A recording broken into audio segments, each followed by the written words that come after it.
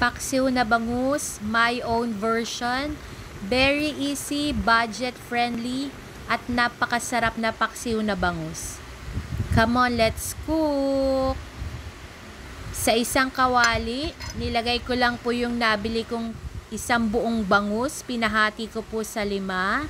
And then, nilagyan ko na po ng bawang, sibuyas, at maraming luya po. Tinimplahan ko rin po siya ng paminta, garlic powder, at ginger powder. So, nilagyan ko rin po siya ng siling green at nilagay ko na po ang dato puti, suka. Dato puti, baka naman. So, ayan po. Nilagyan ko po ng suka. Very easy lang po ang pagluto ng paksiw na bangus. And then, paglagay ko po ng suka, nilagyan ko po siya ng konting tubig din. And then, meron po akong mga gulay dito, okra at talong.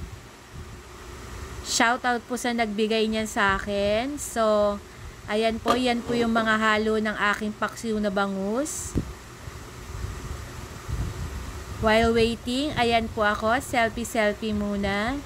So, nung kumukulo na po yung paksiw na bangus, binaliktad ko lang po yung bangus. Yung kabilang side naman po yung niluto ko. And then, nilagyan ko po siya ng konting asukal. Para manamis-namis po siya.